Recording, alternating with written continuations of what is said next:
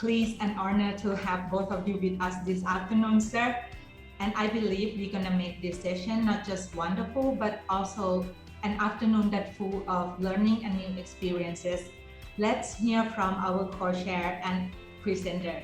I will hand the floor to you, sir. Please. Well, thank you very much. And good afternoon to all the participants. And I hope you all have attended the earlier keynote lectures, which were in the inaugural session. And this technical session 4, it is very specifically looking at multi-hazard risk and governance. When you look at the kind of hazards and disasters which are being talked about around the globe, these are not just one isolated ones, but there are multiple hazards which are creating a very complicated, complex scenarios, and it is affecting the human lives. It has been reported that these are affecting the environment, ecology, and infrastructure. When we look at these multiple hazards at one go, probably our visualization towards mitigation and adaptation brings a newer perspective. It is just not for the field level implemented, but overall, governance, which stands very strongly if they are well informed about the multi-hazard risk or multi-hazard disasters which are over there.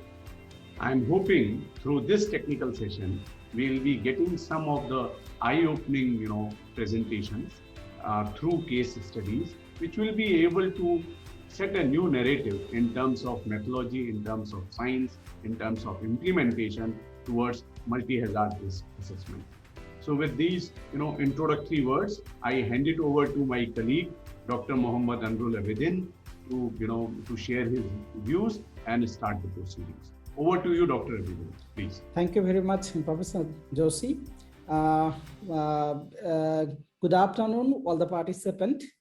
Professor Joshi nicely pointed out the multi-hazard scenario, at the same time the condition of the governance system. Actually, if you look at the SFDRR, that Sendai Framework for Disaster Risk Reduction, this governance is the second priority pillar.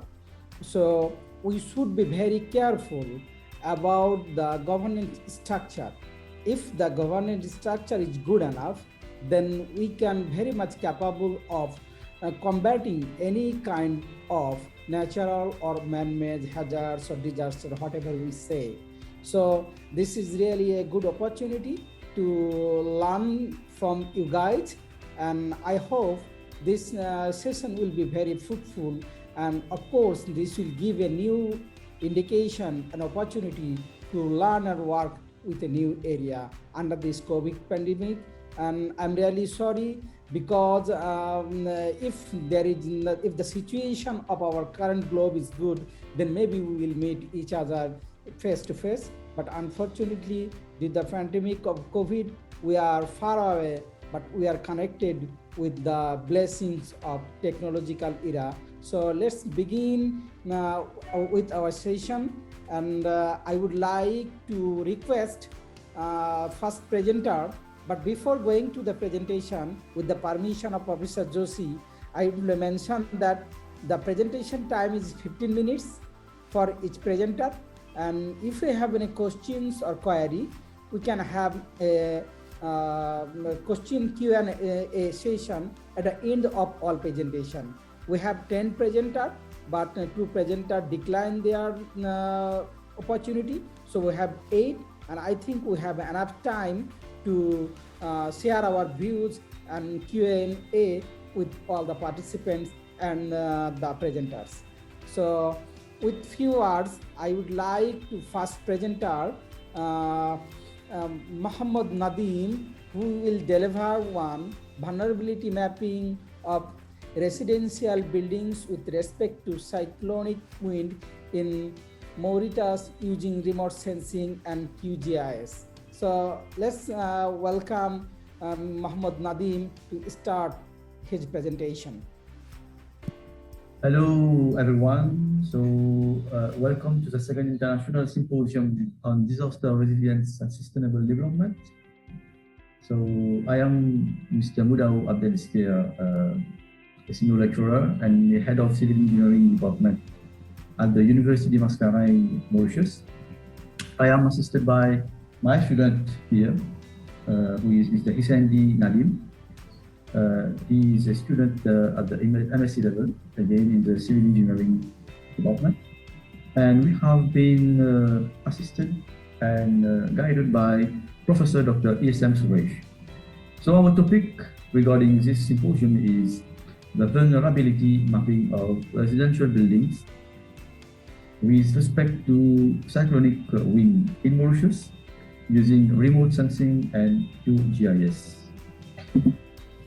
So let's come directly to the content. So my content is about the introduction, which I'm going to explain and elaborate, the methodology that we have used, some analysis, and the results which we're going to discuss, and again, which will conclude with some results and recommendations. So without much ado, let's go towards the introduction. Let me explain you about my country, Mauritius, which is located in the east of Madagascar, in the southwest Indian Ocean. And we are almost every year exposed to cyclonic conditions, mainly during the summer. And per year, we can have at around 10 or 12 cyclones in the Indian Ocean, some of which who passes near Mauritius.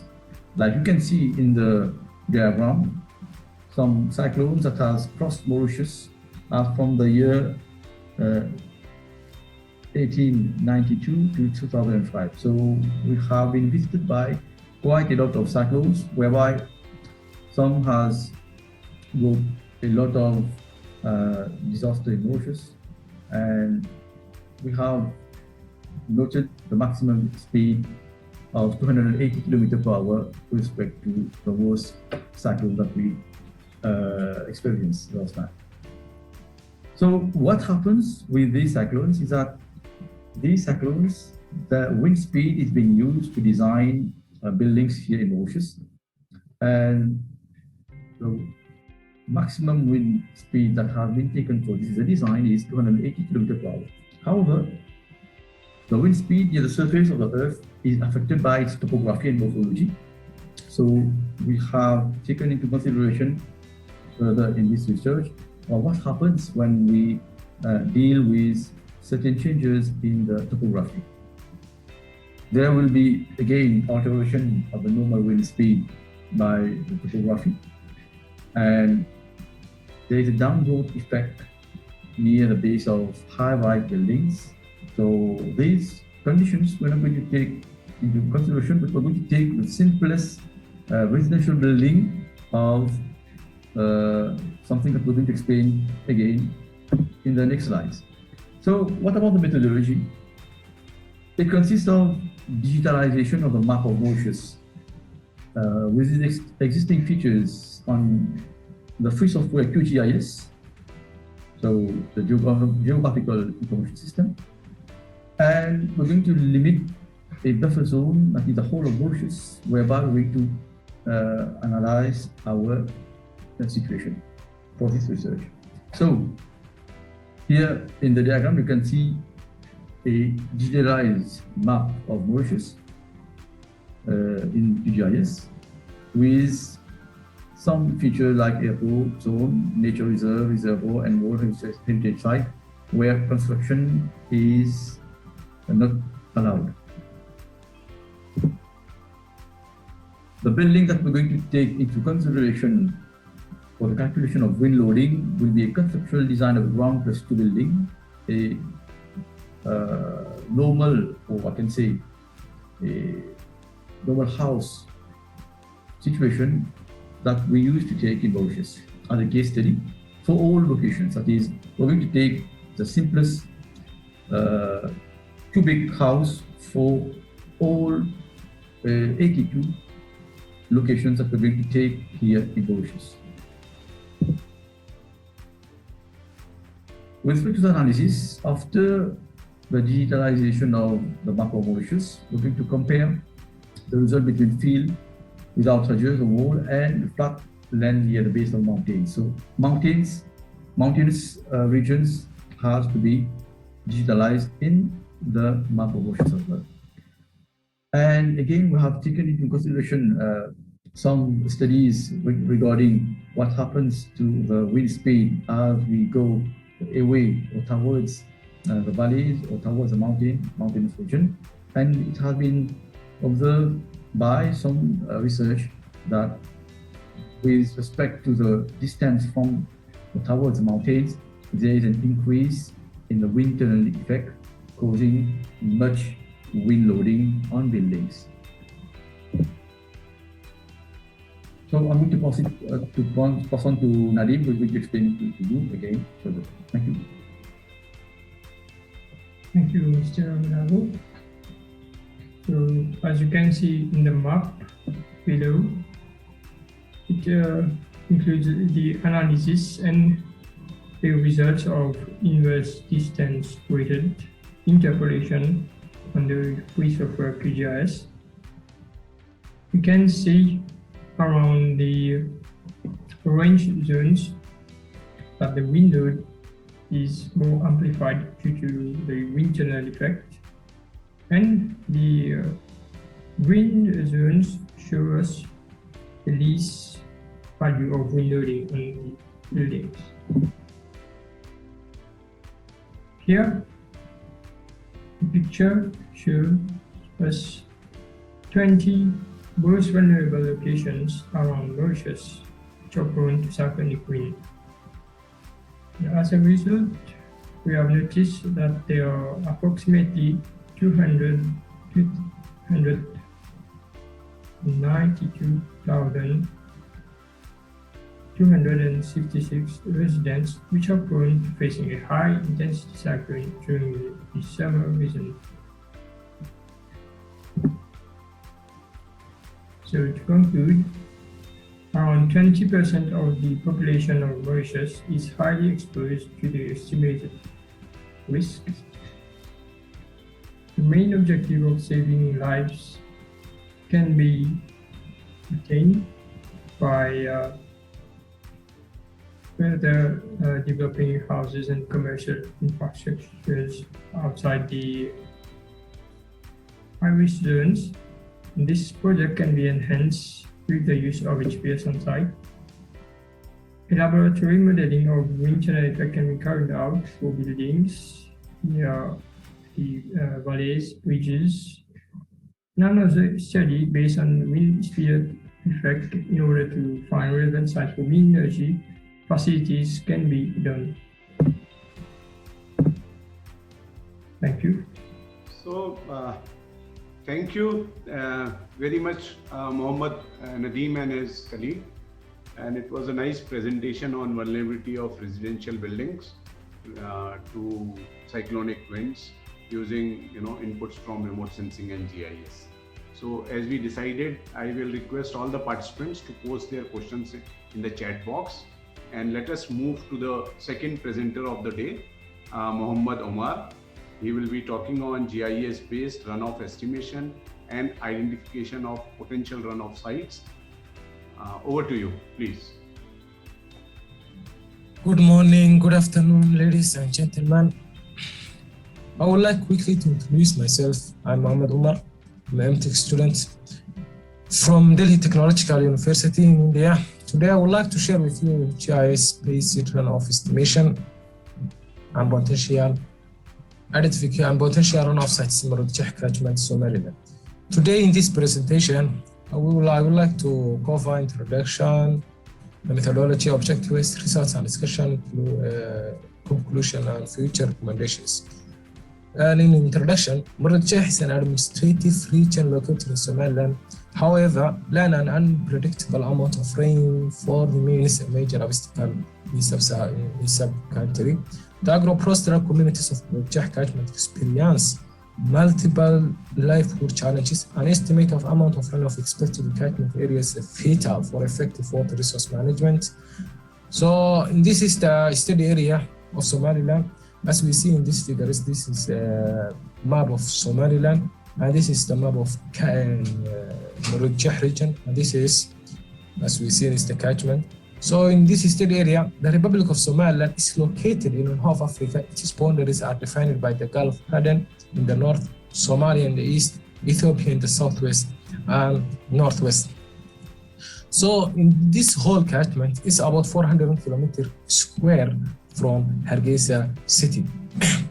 In methodology, in this study will depend on various types of data collected from other sources. The data collected to estimate the water runoff are the digital elevation model, climate change, soil map, and soil map. This research methodology consists of a desk study, as we see here, and actual validation fieldwork survey for a data collection. So before that, we should prepare data before we do everything. Before we do anything, we should do and prepare data and modeling. So an ArcGIS is used to drive hydrological parameters, and then we use them to estimate all log distance flow parameters of stream work, including slope with a resolution of 30 meters. So slope is one of the critical, as we see here, is one of the critical factors in controlling soil and base flows. In addition, the slope also determines the separation capacity of the soil and thus the capacity of land, field visit or field work. Phase of this study comprised the collection of primary and secondary data that was carried out. And in soil map, soils are divided according to penetration and the other properties into 3 classes. The importance of this soil that hydrologically affect soil classification is adequate soil depth, medium clay content, infiltration properties, and permeability. So hydrological soil group. In hydrological soil group, after we classify the soil, we will get the hydrological soil group, then we will use land use, then we will use land use. So within these two, and we will get and we'll use SCS method to estimate get runoff volume or potential map, including rainfall data. The main objectives of this using is to determine the amount of runoff resulting from the selected rainfall events to manage these amounts and store water for a future needs. So the objective is the main objective is to quantify the runoff water passing through Murujah catchment and to identify potential runoff water harvesting sites in this catchment. And the other one is to identify and recommend appropriate sites for runoff storage. In here, results and discussion.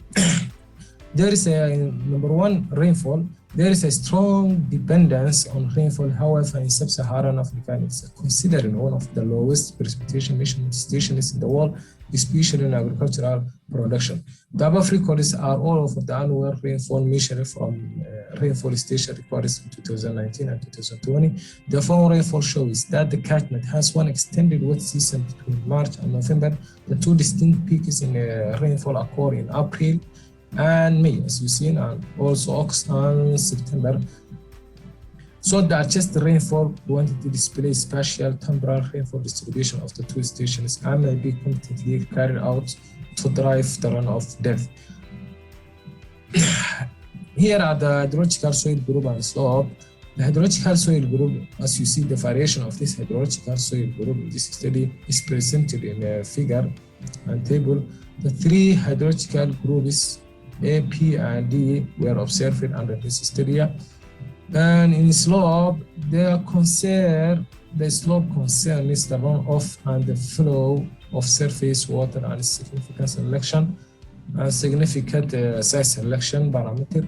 The dry feed slope map in this figure is divided into 5 slope percentage categories. As we see in this group is flat, undulating, rolling, hilly, mountainous. In here, runoff potential, this runoff was determined based on SCS method. This research showed that not all the study area contributes to runoff equally, while there was a significant variation in the normal flow and runoff throughout the watershed. The estimated runoff depth shows that the watershed has an excellent surface runoff potential. Analytical hierarchy process, this process become used to generate the runoff harvesting suitable map of the study area. The runoff harvesting suitable maps classified into these three classes: highly suitable, moderate, suitable, and unsuitable. In conclusion, مرجح catchment an area lying on the upper part of a basin with a potential source of runoff. This if the catchment degradation continues unpatted, there will be nothing that can stop the flow from this frequency and its concentration as the runoff.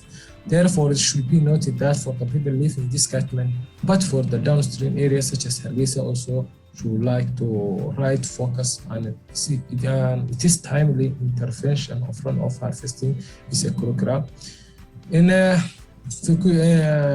future recommendations, this research I would like to include some other future to include socioeconomic factors in the future studies to improve the suitability map, like market access, infiltration, population, something like that. Based on this limitation of this study as well in the future perspective, there are parties of this study requires to improvement in the future studies, and further research should be carried out, even if it means like for a different location away from this study where dam exists. Thank you very much.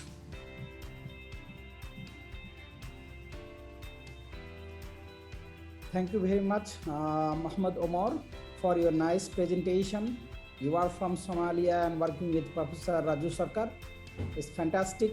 And how the rainfall pattern concern the whole scenario, you already mentioned about this. And we hope for your next research agenda that you are highlighted, the future research track. And now I would like to request Dongpon to present research entitled Regional Scale Groundwater Vulnerability Assessment to Pesticides Leaching from Paddy Field in the Northeast region of Thailand. So now the time is yours. Greeting everyone. Thank you for providing me this opportunity to present the second international symposium today. My name is Dongpon from Thailand. Graduated master degree student in water engineering and management field of study at AIT. Now I am going to present regional scale groundwater vulnerability assessment to pesticides leaching from paddy fields in the northeast regions of Thailand. Now we coming to an outline of this presentation, which overall 8 main topics. First, starting with background of the study, there are several reasons that we should assess the pesticides leaching potential. Fertilizers and pesticides which are added into crops can produce more products. Population growth can lead to food insecurity because the more rising the population, the more lacking food too. There is an overuse of pesticides in Thailand. Look at the chart. Thailand is number 1 out of top 10 import quantities of pesticides in Asia, with around 200,000 tons in 2018, because most farmers decide to plant new varieties of crops that depend on agrochemicals to produce high yield. Moreover, the pesticide price also decreases. The excess use of pesticides in paddy field can bring into damage of water resources and food as well, because it pollutes rivers, lakes, and groundwater, and poses risk for both the environment and human health. The proper assessment of pesticides leaching potential in Thailand are needed because different pesticides in the region is important to avoid any potential negative impact on the environment and human health. Speaking about the statement of problem, there are several causes that lead to problems in the environment and human health from using those agrochemicals. This graphic from the data of National Health Security during the 10 months of year 2019 report. The total number of deaths caused by pesticide exposure during 4 years from 2016 to 2019 is 2,193 cases, including a budget of over 20 million baht per year for medical expenses. Those numbers reflect the effects of the use of pesticides. Overall objectives of this research is to assess the groundwater vulnerability to pesticides leaching through the yield soil from paddy fields in northeastern Thailand. The specific objectives are as follows. There are 6 scopes of this study. Climatic data from Thai Meteorological Department from 2010 to 2019. Soil properties from HWSD. 3 important properties of this study, which are soil, chemical, and recharge rate. Python programming for assessment. HYDROS 1D model for comparing with the development model. Study area and data collection. Thailand is located in Southeast Asia on the Indochina Peninsula. A percentage of paddy fields are 60% in Northeast Thailand. Therefore, this study focuses on estimating a reaching potential of pesticides from paddy fields in Northeast Thailand. The table shows paddy crop calendar from Rice Department of Thailand on 2016. Then we coming to the data collection of the study. At the table, the data collection of the study, including weather data, collected from TMD from 2010 until 2019 to estimate the recharge rate. Soil data from HWSD and pesticide data from literature methodology. The present study aims to develop a leaching potential models to assess the relative leaching potential of widely used top 5 pesticides for paddy fields in Northeast Thailand based on the reversed attenuation factor and mass fraction in layer soil. Therefore, the Python is used for scripting the assessment of FR and MF models to compare with a point-based HYDROS 1D solute transport to get the accuracy of the suitable models for the leaching potential vulnerability together with the geographical information system. Therefore, the point locations-based simulated recharge rate from HYDROS 1D was further interpolated using inverse distance weight or IDW method to construct spatially continuous recharge rates over the study area. Thus, the recharge database was integrated over soil database by overlaying process in GIS platform.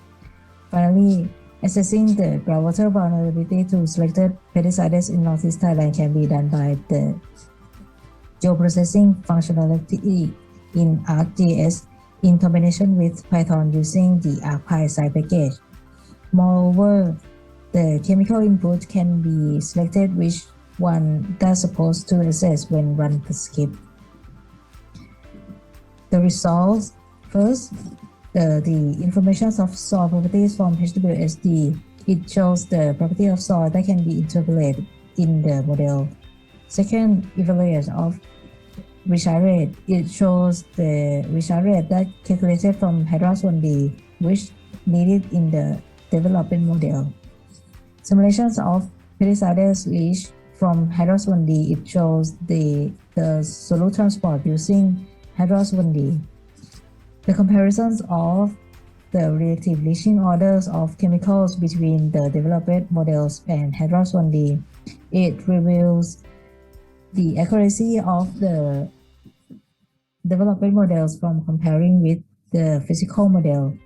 Finally, the groundwater vulnerability maps of widely used top 5 pesticides in paddy fields in Northeast Thailand show that the most area with a very high class is the study area that applied paraquat, and the lower class are chlorpyrifos, glyphosate, 2,4-D, and propanap, respectively. The conclusions and recommendations, the result rate results show that the result rate is different within the Northeast Thailand map. The simulations of the point-based solute transfer from HYDROS 1D at the 4 selected site location shows that the 10 chemicals can be ranked, and the lowest ranked is propanap for all 4 weather stations. The result reveals accuracy of the AFR and MF model between HYDROS 1D at weather station 4. The accuracy between MF models and HYDROS 1D shows 100%. On the other hand, shows 0% with AFR models. Furthermore, it is noticed that the eastern part of the area was dominated by very high and high risk in the northeast of the vulnerability maps, and those parts of the area should avoid utilizing the pesticides. Finally, development of the vulnerability maps is useful for many aspects of water management. Thank you. Well, thank you very much, Dongpong. It was very interesting work, enlightening all of us on vulnerability assessment to pesticides leaching from the paddy fields, and the methodology was quite comprehensive. So congratulations for such a wonderful work. Now let us move towards to the next presenter. The next presenter is Bui Fang, and we are expecting to see the application of Google Earth Engine for flood mapping and monitoring in the downstream of Mekong River. So over to you, Bui Fang, please. Hello everyone, my name is Nghĩa Bui from Vietnam. I am also a PhD student of Asian Institute of Technology, AIT. It is a great pleasure to be here today to present my topic to all of you. My topic is about applying Google Earth Engine for flood mapping and monitoring in the downstream province of Mekong River. The content is include the first, background, the second, methodology, the third, study area, the fourth, results, and the last one is a conclusion and discussion. Now I start with the background of the study. This is the map and location of Vietnam Mekong Delta. Vietnam Mekong Delta is a hot spot of flood in Vietnam. Flood is a hazard, but it is important for local communities because it provides water and nutrients for agriculture and resists to saltwater intrusion. Monitoring flood is a good way to understand the current situation and can give appropriate solution to reduce damage and get benefits from flood. The objective of this study is to apply Google Earth Engine and Sentinel-1 GRDSAR images data to visualize and calculate flood-prone area and analyze the pattern of flood in the downstream area of Vietnam Mekong Delta. This is the graph of the methodology. Firstly, we do the data collection, then analyze the flood in each year by Google Earth Engine and Sentinel-1 images data using JavaScript code editor. From that, we will get the flood area of Vietnam Mekong Delta, downstream province, and in each province. Then we will evaluate the coherence between observed data and the result of flood area. From that, we can figure out the change in flood pattern and move to discussion part. This is the study area including 6 provinces in the downstream of the Mekong River. So these are the flood maps generated from Google Earth Engine and Sentinel-1 images data from 2015 to 2020. The blue area in the map is the flood area. And this is the graph of flood area in Vietnam Mekong Delta from 2015 to 2020. In this, it can be seen that in 2015 and 2020, it has the lowest flood area. It is coherent with hydrological data and local flood and drought reports. And based on the local report, there were a big drought in dry season of 2015 and 2016 and 2019 and 2020 with low water discharge. This is the reason why the flood area in this year is lower than other years. One more thing we can see from the graph is the decreasing trend in flood area during 6 years from 2015 to 2020 in Vietnam Mekong Delta. And these are the flood maps of study area generated by Google Earth Engine and Sentinel-1 imaging data. In this slide, the orange graph is the flood pattern of the study area. The total area of all 6 provinces is about 45.4% of Vietnam Mekong Delta area. However, the flood area of 6 provinces is only from 15% to 20% of total flood area of Vietnam Mekong Delta, depends on which years. The study area is in the downstream of Mekong River. That is the reason why the flood area only takes a small part. In the orange graph, it can be seen that flood area in the study area is decreasing, same trend with the whole Vietnam Mekong Delta. And these are 6 graphs show flood area pattern in 6 provinces of the study area. It can be observed that 5 out of 6 provinces have a decreasing trend in flood pattern, which are Tiền Giang, Bến Tre, Trà Vinh, Sóc Trăng, and Cà Mau. Only one province is Bạc Liêu province has an increasing trend in flood pattern. So now we will analyze more about flood pattern in Bạc Liêu province.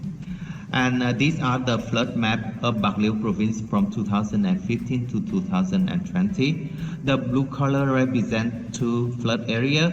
It can be seen that in 2020, the blue is more density than other years.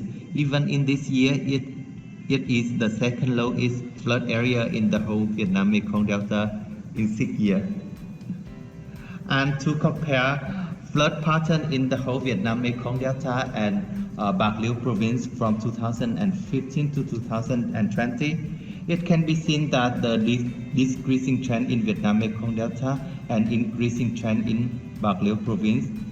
These are some pictures that I get from newspaper about the flood in Bạc Liêu province. The reason identified by local governments are urbanization, bad irrigation system, and low terrain. So it is proof that there is a shift in flood area in some places in the downstream of Vietnam Mekong Delta, especially in Bạc Liêu province.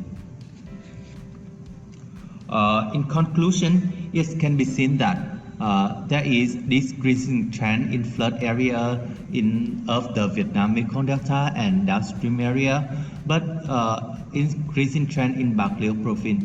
So it is proof that there is a shift in flood pattern in some area in the Vietnam Mekong Delta. And Google Earth Engine with Sentinel-1 data is a reliable tool to monitor flood. But there is a limitation. Sentinel-1 data is only available from October of 2014 to now. So the time series is not long enough for study that need long time series such as climate change. But like I said, it is a useful and promising tool to monitor flood and from now and in the future. And this is all of my presentation. Thank you for listening, and I'm waiting for your questions and comments. Thank you. Thank you very much, Bui Pong. You really pointed out one of the major hazards that happened in Asia, especially East and South Asia, one flood. And your analysis, flood risk assessment using Google Earth engine data and other source. And I hope this analysis will helpful for the 6th province where we applied your technical assessment. And there is a questions, but please keep wait. We will give you the time in the latter part of the presentation. So this time, I would like to invite Sukanta Das, who will entitled to present ultimate bearing capacity of self-footing on hill slopes. So the time is for you, and the floor is open for you. Thank you very much, Sukanta. Please. Hello everyone, myself Sukanta Das, research scholar at Indian Institute of Technology, Roorkee, Uttarakhand, India. Today's presentation on bearing capacity of pipe buried near sand slopes. Motivation of the present work is in India as well as worldwide, several devastating disaster has been observed due to pipeline blast. In India, to 27 June 2014, Gill pipeline blast in Andhra Pradesh shows the devastating damage due to pipeline blast in India. First figure shows the fire induced by the pipeline blast, and the post effect near surrounding the buildings and other infrastructure got damaged, and post visit of the expertise and local visitors has been presented in the right side figure. In India, many places are like such as Andaman, Nicobar Island, Chamoli, and many places at the Himalayan side, northern side, pipelines damages due to slope movement has been observed, as reported Das and Jain 2007. Now, the research background, Wu et al. 2017 reported the slope failure was the reason of 13% of European gas pipeline events during the year of 2004 to 2013. In India, pipelines are failed due to ground movement such as slope instability in those places which I have mentioned earlier. The external force exerted by the slope movements have a significant role in soil pipe interaction, as reported those authors, and these slope movement as the major problem to the pipeline operation. Now, keeping in the mind of the following research and the problems in the real ground, the present FE finite element beam analysis model analysis carried out to investigate the effect of slope on soil pipe interaction. The geometry, boundary condition, meshing material properties has been presented in the slide. The geometry has been kept. The significance show that the response of the pipe and beneath the pipe through the slope should not touches the boundaries. And this is edge distance, which is referred as distance from the crest of the slopes to the near edge of the pipeline. And the slope angle is fixed as with constant slope height as 5 meter and varying the width of the slope, and those 2 meters from the tops of the slope kept as the response should not touches the any of the boundaries, so maintaining that condition. And the boundary condition, they are fully fixed at the bottom and side are fixed against the vertical lateral direction. The following material properties used, and the pipe has been considered as fully rigid material, and the diameter of 1 meter pipe subjected to a axially vertical load at the center. Okay, so we are going to next the results of FELA analysis. So wedge failure below the foundation has also been presented. Now the bearing capacity factor NQU is used from the Tarjagi's equation and conventional equation used for the buried pipeline for determination of the bearing capacity of buried pipeline in sand. Somehow we have not presented the bearing capacity equation. It is available in the main paper. So as the bearing capacity factor slope internal friction of the soil increases, the bearing capacity factor increases, which is common phenomenon. As bearing capacity increases up to 20 degree, the rate of increasement is quite slow. However, greater than 20 degree, the rate of the increase of bearing capacity factor is quite high. Even it showing that exponential trend. However, the same trend has been followed as embedment depth of pipe 1 meter, but the bearing capacity factor magnitude is high compared to the embedment 0.1 meter. Those are the in meter. Okay, so conventional failure surfaces or wedge failure having triangle wedge failure, radial wedge failure, zone failure, passive zone failure, as we have generally studied for foot foundation or footing. And however, this conventional zone of failure or two-sided failure mechanism is not observed in case of pipe situated on the sloping ground. So that things we'll going to discuss in the next slide. So now the buried pipe located at the different edge distance. That edge distance I had mentioned earlier from the figure. The edge distance is E, which is referred from the crest of the slope to the pipe near distance of the pipe. As from the figure, this figure represents slope angle for slope angle 20 degree, and this figure represents for slope angle 30 degree. So for slope angle 20 degree, as this edge distance increases, the bearing capacity factor increases. However, as edge distance D equals to 2 meter, as this equals to 2 meter, the bearing capacity factor are overlapping each other. At greater than 30 degree, those are not intersecting. D equals to 2, 3 and 4. So 3 and 4 intersecting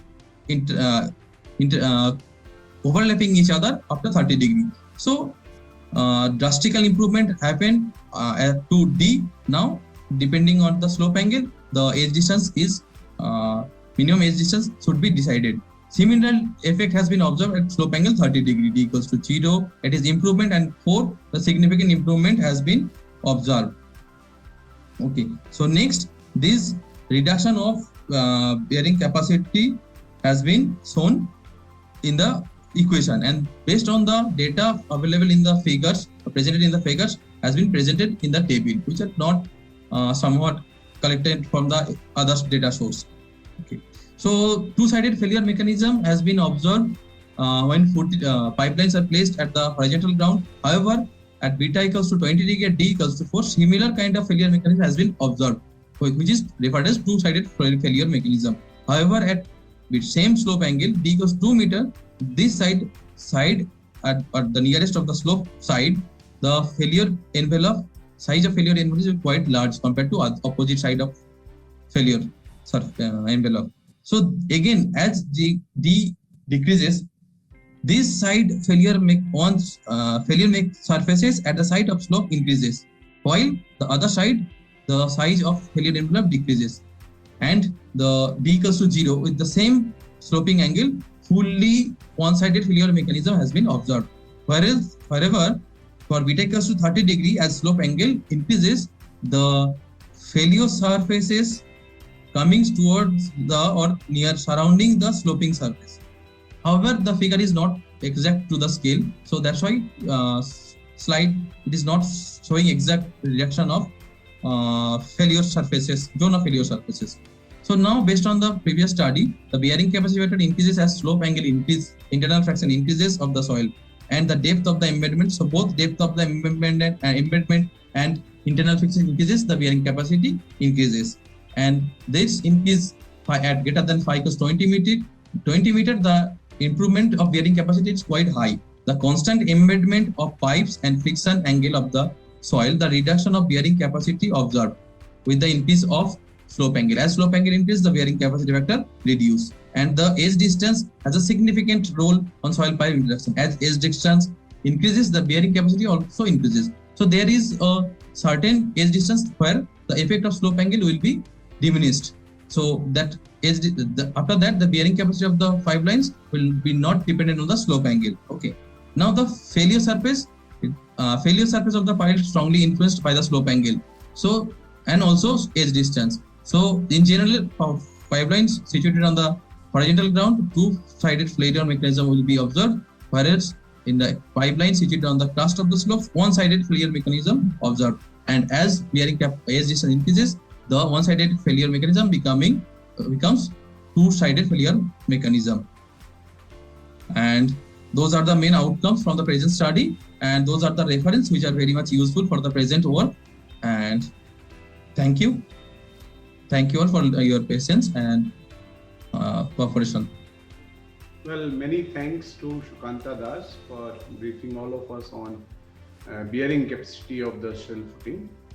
So now let us move forward, and we have Sachin Damle, and to us he is going to talk on net bow tie approach for a NATEC risk assessment. NATEC is natural hazard triggering a technological disaster. So over to you, Sachin, please.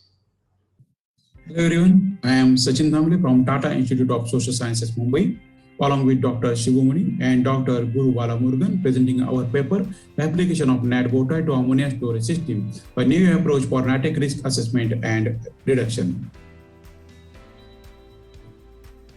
Disasters are typically classified as natural and human-made.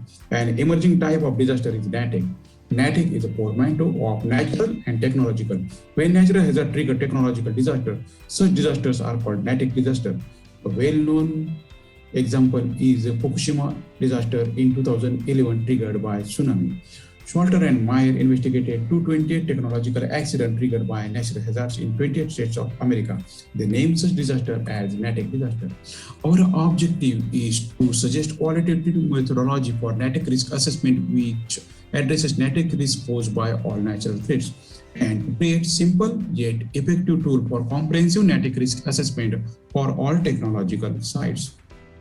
We selected Mumbai's Veshweshwar as an area of interest because this site is surrounded by petroleum refineries, chemical factories, atomic establishment, airports, and seaports. Its demography is a combination of wealthy, middle-class working people and poor population living in slums. It's near to seashore and its population density is very high, 23672 per square kilometer. So this area is very vulnerable to industrial accidents. Natural hazard characterization was done with the help of grade classification.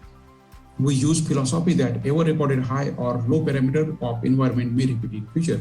With this philosophy, we come up with reasonable possibility of natural hazard threat. Earthquake, yes, zone 3, so earthquake is possible. Dry mass movement is possible. Volcanic activity is reasonably not possible. Extreme temperature of 42.2 degrees Celsius is possible, and low temperature of 7.4 degrees Celsius is possible. Storm with wind velocity of 120 km is possible in Mumbai, and rainfall as high as 944 mm is also possible, and corresponding flooding is also possible. Landslide is possible in Mumbai because Mumbai has experienced landslide, but this area is a plain, so landslide is not possible in this particular area. Wave action, yes, it's possible because of tsunami.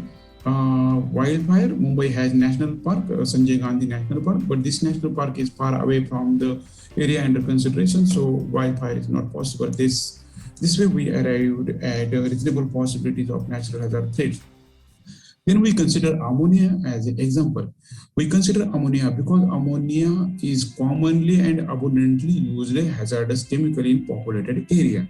This chemical is very irritating even at very low concentration. Then we consider typical ammonia storage system with refrigeration. This system consists of ammonia compressor, water cooler, and pressure reducing valve, which reduces pressure of high pressure liquid to atmospheric pressure, and it reduces its temperature to minus 33 degrees Celsius because of Joule-Thomson effect. This system also consists of flare system and relief valve.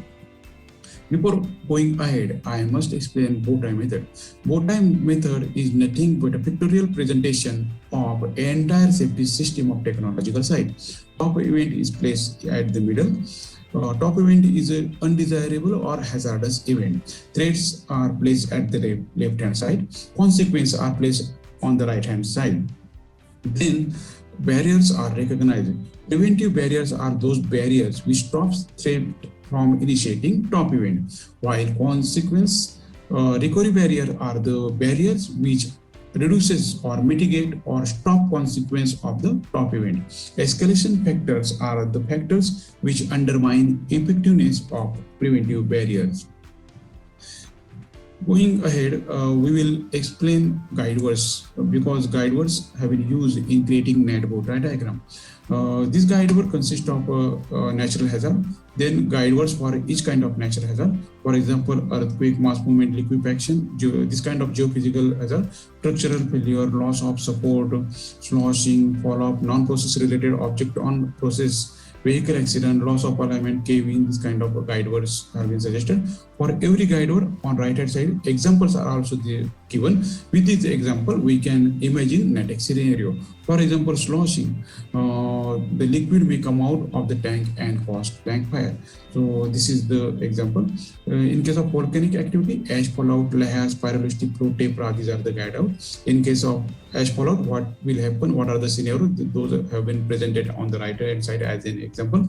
A floating group of tank may sink or capsize because of weight of the tank. So this way we can use the guide word. And in that bow-tie method, what we have done, we have created a ready-made template of bow-tie. We have replaced thread on the left-hand side with guide words. And these guide words are nothing but natural threats for particular geophysical or particular natural hazard. This way we created templates for various natural hazard. So you can see geophysical volcanic activity template, then geophysical earthquake or mass movement template, and meteorological templates. This way we have created template, and we use this template in risk analysis, NATEC risk analysis of the site under consideration, and we come up with this table. In this table, this table contains threats. What are the protective barrier, existing protective barrier, then what are the escalation factor which can undermine the protective barrier, and recommendations we have suggested. For example, sloshing, dome roof is the barrier, but in case of earthquake scenario, the pressure exerted by sloshing liquid may damage the roof. So we suggested that ammonia leak detectors should be provided at the top, and sprinkler system should be provided. Less visibility, yes, sufficient lighting is the barrier, but fog or smog may reduce the visibility. So we suggested that your light should be there. For hailstorm, no barriers were there. Then there were chances of lighting and bulb may get broken, and for that we suggested provide metal cage for the lamps. This way, for different threats, natural threats, what are the barriers and what are the escalation factors?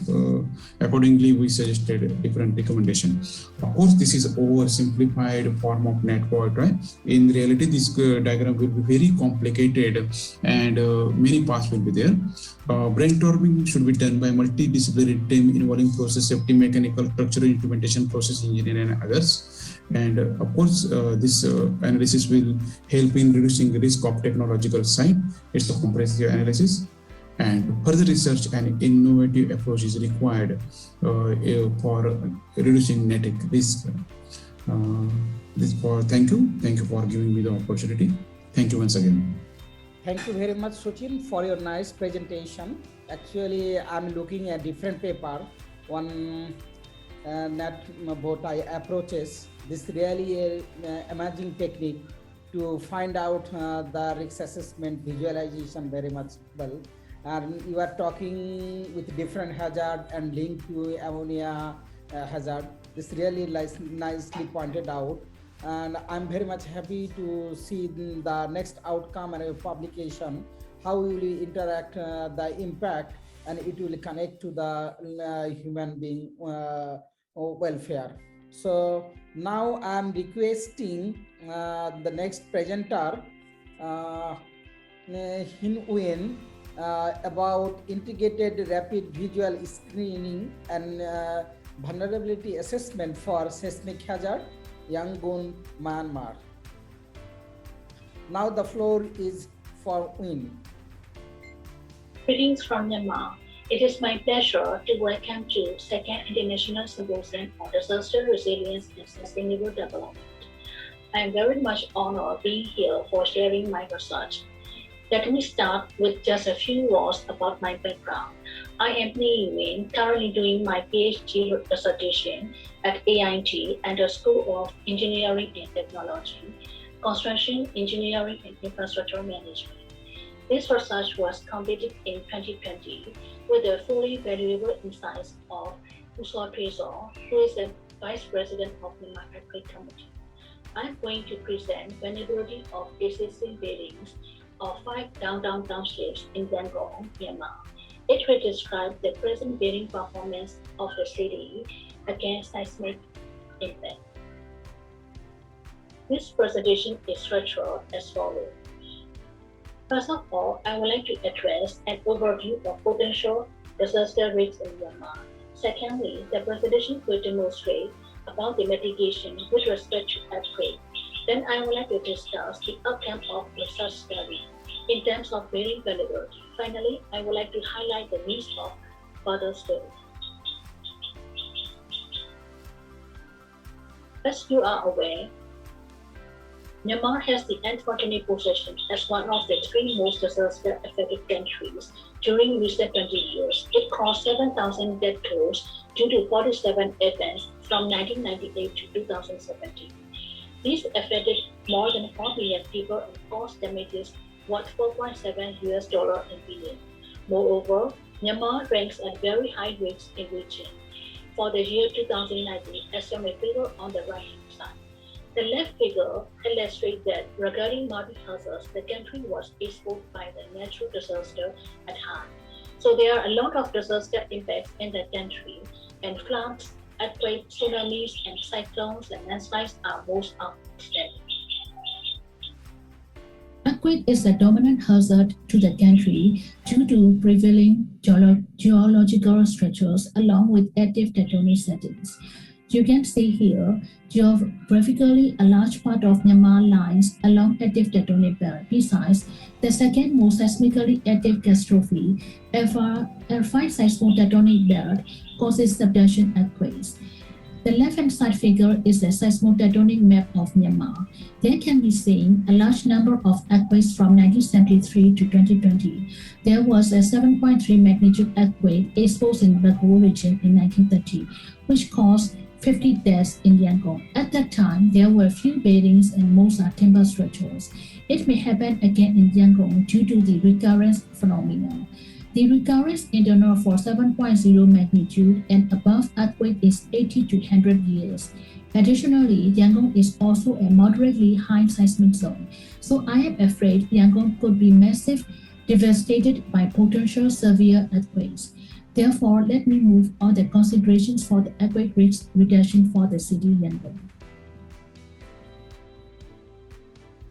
Here, as you have already known the equation for the disaster management industry, we can't avoid hazards and exposure as well. However, we have a chance to mitigate the risk by lessening vulnerabilities. So how shall we reduce the vulnerability index? There's only a way, it is to improve capacities. In order to reduce earthquake risk, the conditions of existing buildings are the basic data for the capacity building performance.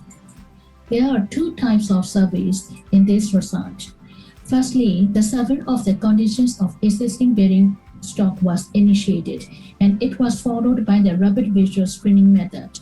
Then we analyzed the building vulnerability. As a result of it, we are able to prioritize based on building performance, which helps further steps to retrofit design or renovation process. The left side table shows damaged components of buildings. As a result of surveyor's perspective, the building was regarded as safe for living as green. Yellow states needs for maintenance and not very good for living. And the red color indicates severe building conditions. The building visual conditions can be achieved from this survey. The right side table is referred to FEMA survey forms. The building vulnerability is achieved after reviewing. I'm going to discuss of the buildings vulnerability of 5 downtown townships in Yangon, such as Chao Dada, Bebede, Lada, Lamado, and Basondown Township. This area of 5 townships is the highest population density, and almost all of the government buildings and public buildings are present in these townships. I would like to expand on my point about cutoff score. So the final score relates to the probability of the building collapse. It means the higher the number, the better assessment performance. The lower the number, the higher collapse possibility. So you can see significant differences of two charts on the bottom. It is hard to be said that physical conditions grading could be same with the building score. It means the condition of building survey was based on perspective of the surveyors, as I said earlier. On the other side, regarding the average score, there is certainly strong relationship between the probability of earthquake and collapse probability. It means it's a strong relationship between risk and vulnerability. There are totally about 5,500 buildings have been studied in this area. Over 2,000 buildings are below cutoff score, which is 37% of the total study buildings. Moreover, the most vulnerable buildings are situated in Lamado Township with 600 number of buildings. The Building Vulnerability Index is the basic information of the building performance, which should have to be moved to further steps such as retrofitting strategies of prototype buildings, code-checking development, and building information modeling for retrofitting and inter alia, but not limited to. Well, I have covered all points that I need to present today. So let me conclude my talk here. I would like to thank you all for taking out some time to provide special attention to my presentation. Thank you very much. Well, thank you very much, Hini. Though there are, some technical glitches or technical failures, but still, you communicated very well, and it was something very interesting to know about the, seismic hazards and there in Myanmar. Now let us move to the last but not the least presenter of the day in this session. We have Pavel Gromek, and he is going to talk to us on multi-hazard impact and vulnerability analysis in building city infrastructure resilience. Over to you, Pavel, please. Ladies and gentlemen, due to the international character of the symposium, good morning, good afternoon, and good evening. My name is Pavel Gromek, and I represent the main School of Fire Service in Warsaw, Poland, where I serve as Associate Professor in Security Studies and Officer of the State Fire Service. Today, I have a great pleasure to share my findings considering research in multi-hazard impact and vulnerability analysis in building city infrastructure resilience. In general, I try to find a way to investigate where is a cascading effect when disasters occur in the city. To achieve this goal, I explored multi-hazards and multi-infrastructure in the city, as well as relations between these two networks. In accordance with the methodological dimension of the research, I assumed that visualization of cascading effect will be possible when I connect two kinds of networks, the network of hazards and the network of critical infrastructure. Here you can see reference tables and equations which helped me to organize the process of information collection. Basically, I used peer comparing technique to find out relations among the network of hazards, relations among the network of critical infrastructure, and relations between network of hazards and network of critical infrastructure. I would like to add that the tables can be implemented directly to the calculation sheet to automatize calculation process and to use formulas summing values in rows and columns to express equations you can see below. IFHI factor reflects a power of cascading impact of particular hazards to other hazards. VFHI factor means a vulnerability of particular hazard due to the rest of hazards. Analogical interpretation is observed in case of CIS, which means critical infrastructures. Total values of the factors that are operationalized below the third table consider impact and vulnerability issues when hazards and critical infrastructures are simultaneously taken into consideration in cascading effect analysis. I practically implemented the methodology using Świnoujście city case study. The city plays a strategic role for Polish and European security. It lies on the islands in a critical place with respect to energy supply, military defense, search and rescue operations, and main maritime roads, as well as directly along Polish-German border. It is one of the most popular tourist destinations and a seaside communication hub between Poland and other Baltic Sea countries. The methodology was used with direct support of experts who participated in decision training in May 2019 in the main school of fire service. 30 experts filled the tables during teamwork by marking logical cause-consecutive relations. I moderated the public presentations of the results and simultaneously filled final versions of the tables in calculation sheets in Microsoft Excel. Then, after the use of the equations, relevant values were calculated and discussed on the experts forum. No suggestion for the results changes were noticed. The first peer comparing process was dedicated to hazards to answer a question how much particular hazards could impact on the others and be under the impact. The highest cascading power was noticed in case of internal fire, blackout and terrorist attack. The lowest impact for gas, petrol and thermal energy supply disturbances. From the opposite side, social unrest, dangerous goods and epiphytosis seemed to be the most vulnerable for initiation of the cascading effect. The least vulnerable were storm flooding, ice jam flooding and terrorist attack. Focusing on critical infrastructure, the highest potential for cascading effect initiation is expected for disruptions in power infrastructure elements. The lowest in case of TV transmitters, radio stations and medical labs. In accordance with vulnerability, the highest values were estimated for rescue facilities and the lowest for chosen elements of energy distribution systems. The results allowed to answer a question how much particular CIS could impact on the others and be under the impact. To make the impact and vulnerability picture complete, I calculated the values when both hazards network and CIS network were considered. And from the holistic point of view, energy systems seem to have the strongest effect on other CIS respecting all kinds of hazards. Minimum impact was estimated for media facilities and medical labs. On the other hand, healthcare and rescue infrastructure turned out the most vulnerable in the analyzed context. This gave answer for question how much particular CIS could impact on the others and be under the impact, respecting the hazards. Presentation of the results on the graphs gives some more information valuable for formulation of directions for building city infrastructure resilience. First of all, protection against damages that can impact for another CIS should be primarily planned for thermal energy enterprise, municipal heating plant, energy network line, main power supply station, distributive power supply station. Secondly, most vulnerable objects are situated in healthcare, food supply and rescue subsystems and are represented by municipal hospital, shopping center, retail object, fishing harbor, and multiple kinds of rescue entities facilities. And they state main beneficiaries for barriers of cascading effect development. From the hazard perspective, the strategy of impact limitations required accordingly to internal fire, blackout, cyber threat, building collapse, terrorist attack, social unrest, and technical failure.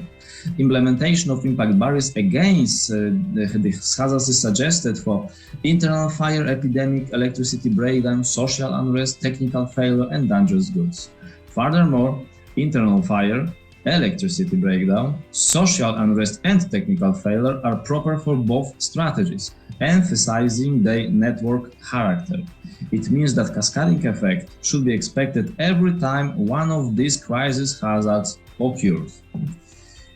And a few last words. I would like to thank you for your attention with the hope that my findings have gained or will gain interest in searching for cascading effect regarding to multi-hazard impact and vulnerability analysis in building city infrastructure resilience in multiple domains of the city safety and security.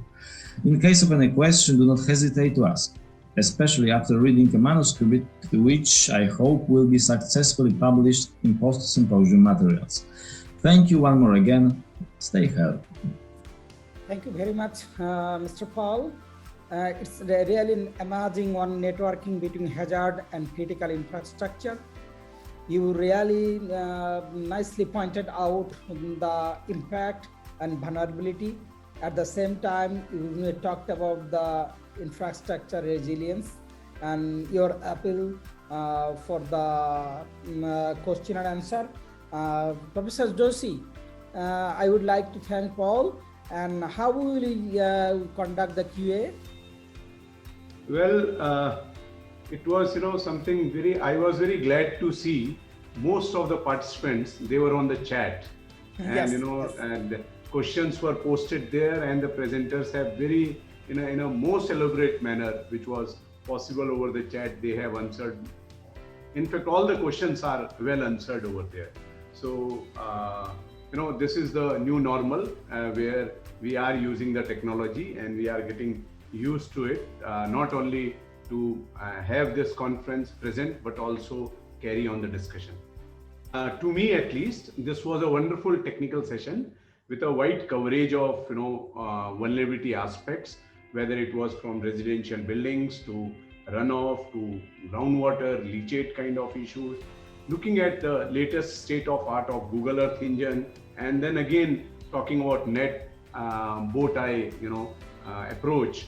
So, and the last one wherein he talked about, hierarchical procedures. So it has given us a diverse perspectives in vulnerability assessment and multi-hazard risk assessment. So I must thank my co-chair for a wonderful coordination with me, and it actually went very smooth, and I believe it has gone as planned. So thanks to session moderator, Arun Vasdi, and also the rapporteur for helping us in this. So over to you, Dr. Abidin, if you have any last remarks. Yeah, please. Okay. Thank you, Professor Joshi and moderator and the other guys. And thanks to all the presenters. Actually, except the associate professor, all the presenter actually would be a future climate leader, or maybe they are be the risk manager, or maybe disaster manager. So this really being a great platform by AIT, and a special thanks to Professor Indrajit Pal. He really nicely organized the session, and I'm really pleased, and I do endorse the remarks by Professor Joshi. It's really a very nice platform, and we really know from Africa, then Poland, then again in East Asia, the Southeast Asia, and in Asia. So this is really a fascinating one, and I hope there might be a technical problem happen to Professor Abidin too, but okay. I just want to thank you, all of you very much, especially our two co-chair, Professor Joshi and Professor Abidin. Thank you very much for, as a token of appreciations for your times and your valuable contribution to our sessions as well. Ladies and gentlemen, other participants, may I thank you so much for your active participation in our session. I hope you enjoy the program. Thank you so much for today. Thank you, Professor.